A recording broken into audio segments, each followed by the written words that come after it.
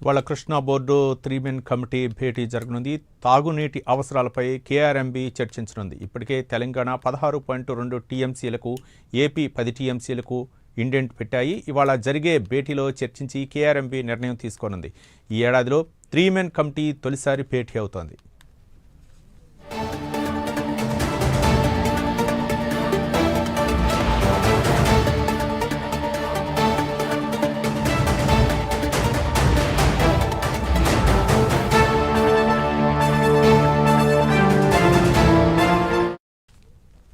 ఈరోజు 3 men committee సమావేశమవుతుంది.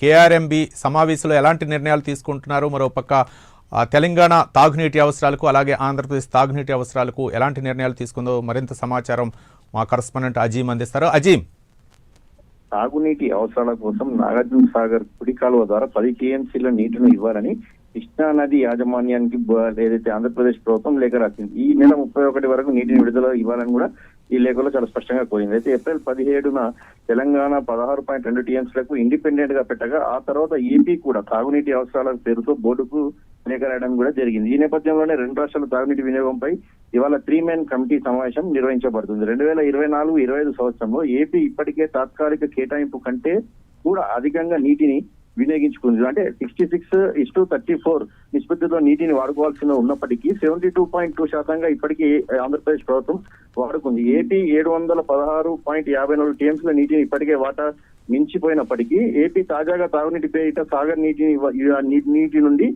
మరొక 10 టీఎంసీలు కూడా వాటర్ ఇవ్వాలని చెప్పి కూడా ఏదైతే కృష్ణా బోర్డుకు కూడా లేఖ రాసింది. అయితే తెలంగాణకు తీవ్ర నష్టాన్ని కలిగించే అంశమని అధికార వర్గాలు తెలంగాణకు సంబంధించిన అధికార వర్గాలు అయితే చెప్తున్నాయి. అయితే సాగర్ ప్రాజెక్టులో ప్రస్తుతం నీటి మట్టం 514 అడుగులకు మాత్రమే ఉంది.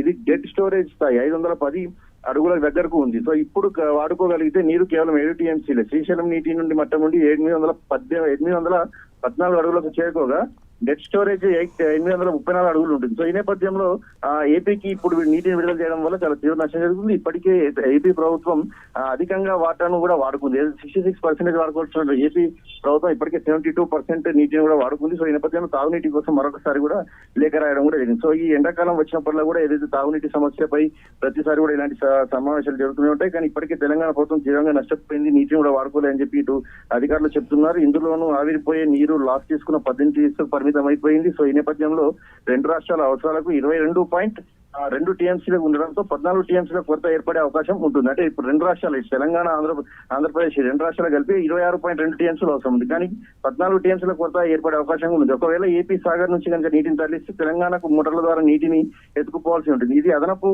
ఖర్చుతో పాటు నష్టం కూడా తలెత్తుతుంది. డెడ్ స్టోరేజ్ వద్ద నుంచి నీటిని తీసుకెళ్లేదే మరింత సమస్య తలెత్తే అవకాశం ఉంది. కాబట్టి తెలంగాణ ప్రభుత్వం అయితే ఇప్పటికీ అభ్యంతరాలు తెలుపుతుంది. అయితే ఏడాది తర్వాత 3 మెన్ కమిటీ అయితే ఈ అంశంపై ఇప్పుడు ఈరోజు సమావేశం చేస్తుంది. మరి సమావేశంలో 3 మెన్ కమిటీ ఎలాంటి సూచనలు చేస్తుంది, ఇరు రాష్ట్రాలకు ఎంత నీటిని కేటాయింపులకు అవకాశం ఇస్తుంది అని మాత్రం చూడాల్సి ఉంటుంది. Ravi, right, thank you Azeem.